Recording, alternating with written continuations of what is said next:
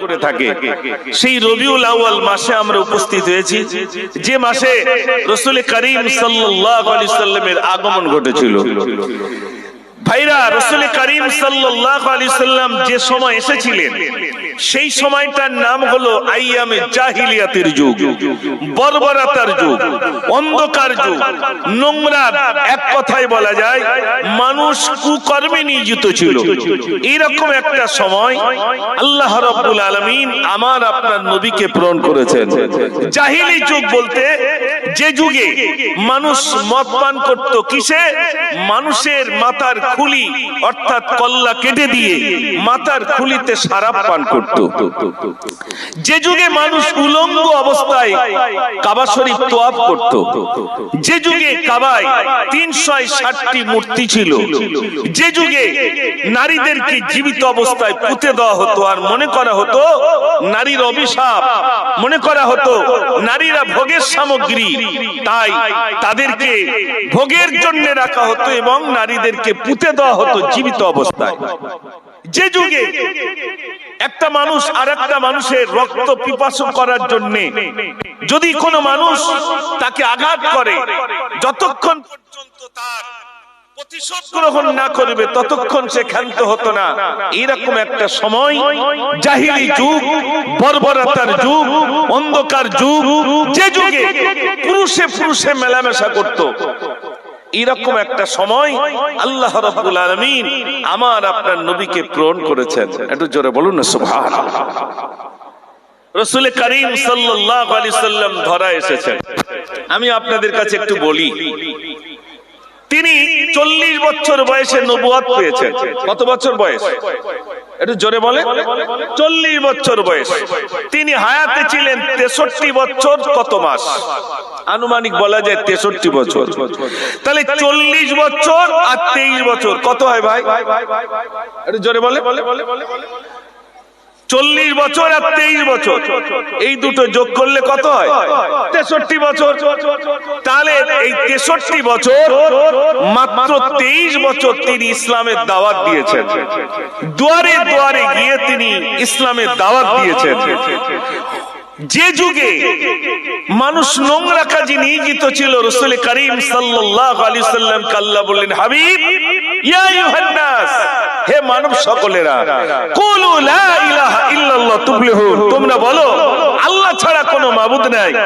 রাসূল করিম সাল্লাল্লাহু আলাইহি সাল্লাম ২৩টা বছর ধরে দাওয়াত দিয়েছেন, মেহনত করেছেন। এই ২৩ বছরের ভিতরে যারা মদ খেত, মদ খাওয়া ছেড়ে দিল, যারা জুয়া খেলতো, জুয়া খেলা ছেড়ে দিল, যারা টিকিট খেলতো, টিকিট খেলা ছেড়ে দিল, যারা নারী হত্যা করত, নারী হত্যা ছেড়ে দিল, যারা ব্যভিচার করত, ব্যভিচার ছেড়ে দিল, যারা অগ্নি পূজা করত, অগ্নি পূজা ছেড়ে দিল। ২৩ বছরের ভিতরে মানুষ ইসলামের সুশীতল ছায়াতলে আশ্রয় নিয়েছেন, ইসলামের কলমা পড়ে মুসলমান হয়ে গেছেন। জোরে বলুন না সুবহানাল্লাহ। নবীজি বলেছেন, আনা খাতামান নবিয়্যিন, আমি হলাম শেষ নবী, লা নবিয়্যা বাদি, আমার পরে কোন নবী, একটু জোরে কথা বলে, আর আসবে নবী? আর আসবেন না। আপনাদের কাছে আমার প্রশ্ন, ও ভাইরা একটু শুনুন, রাসূল করিম সাল্লাল্লাহু আলাইহি সাল্লাম এসেছিলেন ধরায়, ২৩ বছরে মানুষ নিজের জীবনটাকে পরিবর্তন করে নিয়েছে। নবীজি আর আসবেন না। এখন বলুন, যে যুগে মদ মানুষ ছেড়ে দিয়েছিল, মানুষ ইসলামের সুশীতল ছায়াতলে এসেছিলেন, আজ যে যুগে জাহিলি যুগে মদ ছিল, এ যুগে মদ আছে না নেই? একটু জোরে বলেন। সে যুগে মানুষ জুয়া খেলতো, এ যুগে আছে না নাই? সে যুগে মানুষ টিকিট খেলতো, এ যুগে আছে না নাই? সে যুগে নারী হত্যা করত, এ যুগে আছে না নাই? সে যুগে মানুষ শিরক, এক তো তারা মুশরিক ছিল, তারা মুশরিক অবস্থায় যে কাজগুলো করত, আজ মানুষ ইসলাম কবুল করার পরেও সেই কাজগুলো করে না? করে না? বাঁচাবে কিভাবে? জাত ভাইকে বাঁচাবেন কিভাবে? নিজের জাত ভাই স্বজাতি নোংরা কাজে ডুবে গেছে। তাসের আড্ডায়, জোয়ার আড্ডায়, টিকিটের আড্ডায়, সমস্ত জায়গায় জাত ভাই ডুবে গেছে।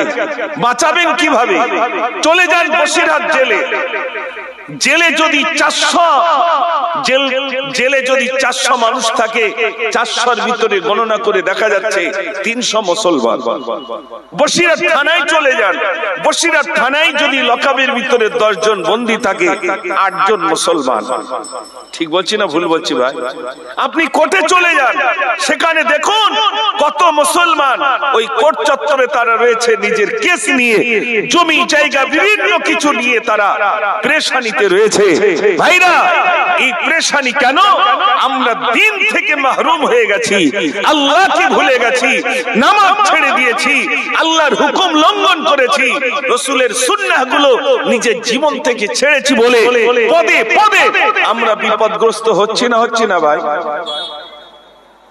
এই জন্য আমি আপনাদের কাছে, যে মানুষের জীবন চরিত্র নিয়ে আলোচনা করলে আমাদের জীবন গড়বে, যে মানুষের জীবন চরিত্র নিয়ে আলোচনা করলে আমরা আমাদের জীবনটাকে পরিবর্তন করতে পারবো, সেই রাসূল করিম সাল্লাল্লাহু আলাইহি সাল্লামের জীবন চরিত্র নিয়ে আপনাদের কাছে আমি স্বল্প কিছু আলোচনা রাখবো।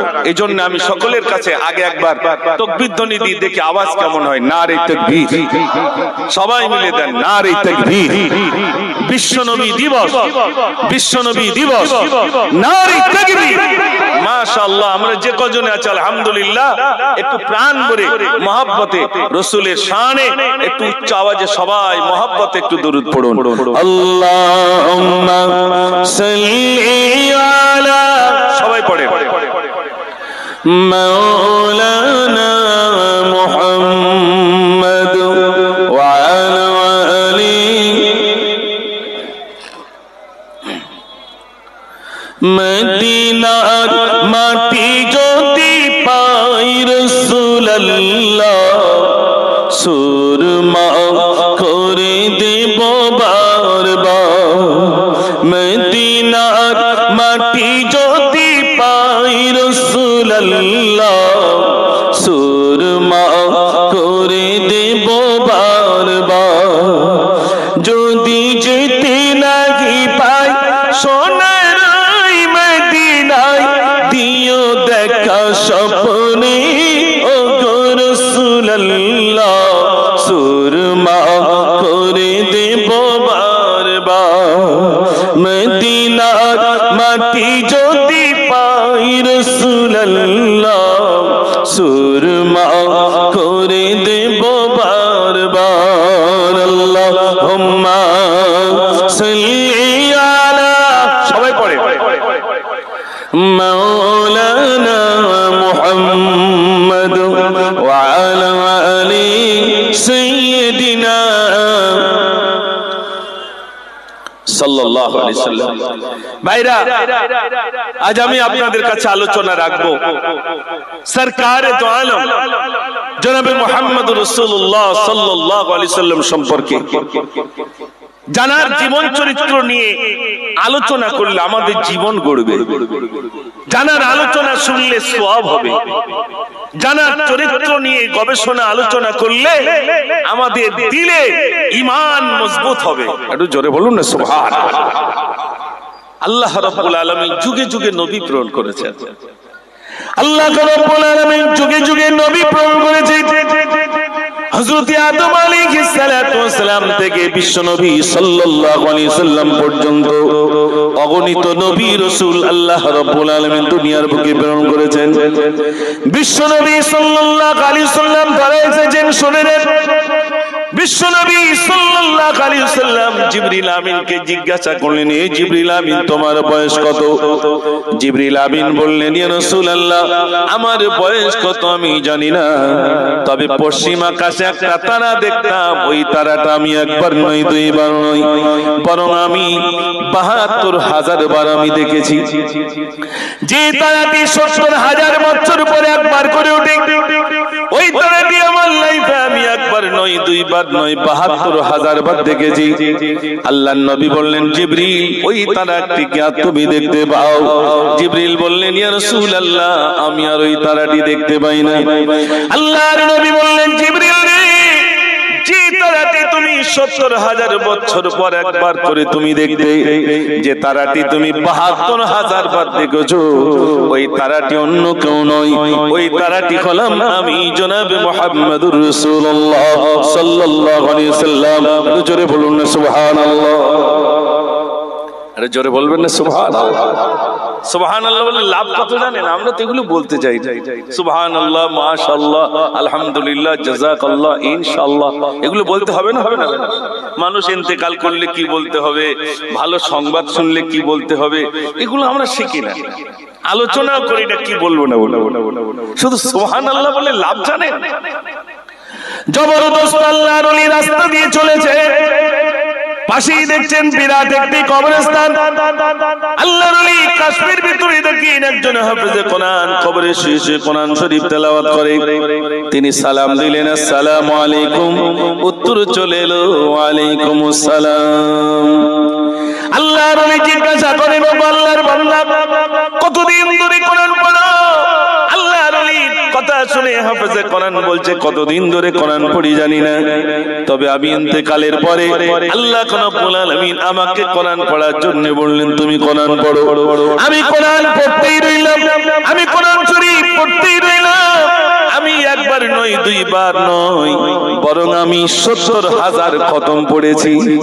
একটু জোরে বলুন না সুবহানাল্লাহ। কত হাজার? কত? 70,000। আল্লাহর ওলিকে হাফেজে কোরআন বলে, আমার 70,000 খতম বিক্রি করে দেব। কাকে বিক্রি করবে?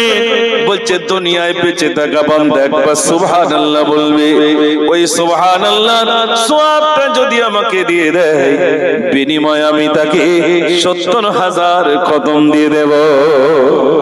এটা জোরে বলুন না সুবহানাল্লাহ। ও সোনার ভাইরা, আমার বিশ্বনবী সাল্লাল্লাহু আলাইহি ওয়াসাল্লাম আমিনার গর্ভে আসবেন। আমি একেবারে একটুখানি টাচ দিয়ে আপনাদের কাছে বলে যাব, যেহেতু আমার মূল বক্তব্যের দিকে আমি ফিরে যাব। বিশ্বনবী সাল্লাল্লাহু আলাইহি ওয়াসাল্লাম আমিনার কোলে এসেছেন। আমিনার কোলে এসেছেন। আমিনা একদিন স্বপ্ন দেখছেন, এই যে আমি গজলগুলো, এই যে বাচ্চাগুলো দেখেছেন, এই বাচ্চাগুলো তো এখন ওই সব মার্কেটে থাকবে, কিন্তু ওরা এসে বসে গেছে। কেন? ওরা ওদের একটু খোরাক পাবে, জানে মুজাফফর ভাই আসবে, আমাদের জন্য কিছু বল। অবশ্যই বল। মা আমিনা আল্লাহ রাসূল সাল্লাল্লাহু আলাইহি ওয়াসাল্লাম, আল্লাহ রাসূল সাল্লাল্লাহু আলাইহি ওয়াসাল্লাম আমিনার গর্ভে এসেছেন। আমি সেই সময় একটা কবিতা লিখেছিলাম, গভীর রাতে স্বপ্ন দেখেন আমিনা, কে যেন ওই ডাকিয়ে কহে শোনো না, ওগো শোনো না, তোমার উদরে, তোমার উদরে আখিরি নবী রওয়ানা, গভীর রাতে স্বপ্ন দেখেন আমিনা। একটু জোরে বলুন না সুবহানাল্লাহ। মা আমিনা বলছেন, আমি গভীর রাতে একটা স্বপ্ন দেখলাম, কে যেন চিৎকার করে বলছে, আমিনা তোমার উদরে শেষ নবীর আবির্ভাব ঘটবে। আমিনা বলছেন, এই স্বপ্নটা কার কাছে গিয়ে বলি? তাই শ্বশুরের কাছে গিয়ে বললেন। শ্বশুরের নামটা কি ভাই? আরে জোরে বলেন। আল্লাহ রাসূল সাল্লাল্লাহু আলাইহি সাল্লাম তিনি এসেছেন মা আমিনার গর্ভে। আমিনা বলছেন, আমি স্বপ্ন দেখলাম, স্বপ্নটার দিকে